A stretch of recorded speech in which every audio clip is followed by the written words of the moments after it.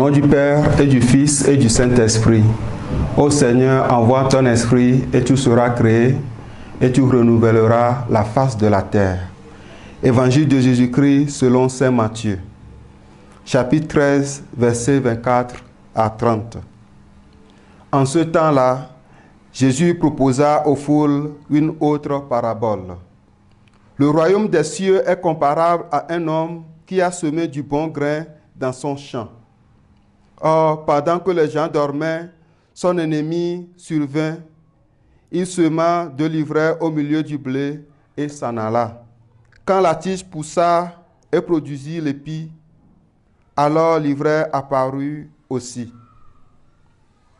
Les serviteurs du maître vinrent lui dire: « Seigneur, n'est-ce pas du bon grain que tu as semé dans ton champ?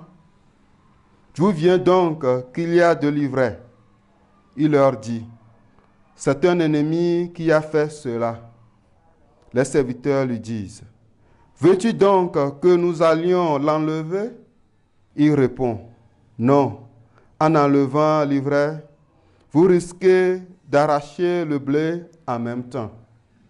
Laissez-les pousser ensemble jusqu'à la moisson, et au temps de la moisson, je dirai au moissonneur: enlevez d'abord l'ivraie, liez-la en bottes pour la brûler. Quant au blé, ramassez-le pour le rentrer dans mon grenier. » Acclamons la parole de Dieu. Samedi 26 juillet 2025. Nous fêtons aujourd'hui la fête de Saint Joachim et Anne, parents de la bienheureuse Vierge Marie.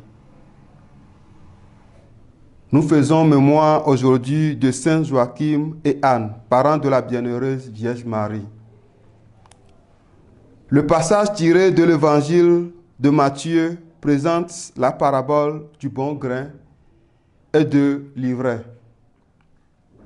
Jésus utilise cette parabole pour enseigner aux foules sur la nature du royaume des cieux, en utilisant des images agricoles. Il communique des vérités spirituelles profondes de manière accessible. Parlons du contexte de la parabole. Jésus utilise cette parabole pour enseigner aux foules sur la nature du royaume des cieux en utilisant des images agricoles.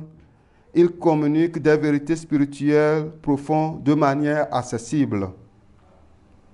Le bon grain et l'ivraie.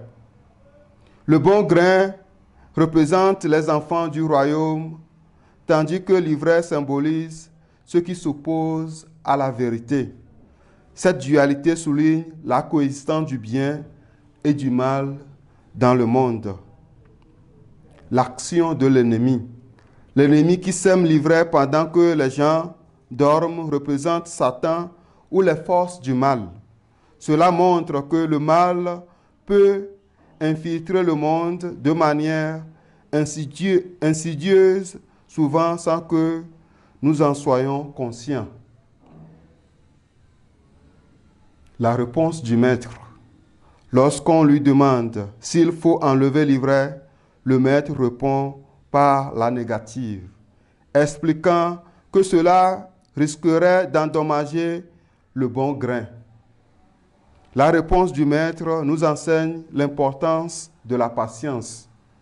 Dans les situations difficiles, il peut être judicieux de ne pas agir impulsivement, mais de faire preuve de discernement et de sagesse. La moisson représente le jugement final, moment où le bon grain sera séparé de l'ivraie. Cela rappelle que le jugement appartient à Dieu et que nous devons avoir patience jusqu'à ce que le jugement ait lieu. Soyons patients donc du jugement que le Seigneur nous réserve. Et que Dieu Tout-Puissant nous pardonne, et que Dieu Tout-Puissant nous bénisse, le Père et le Fils et le Saint-Esprit. Amen.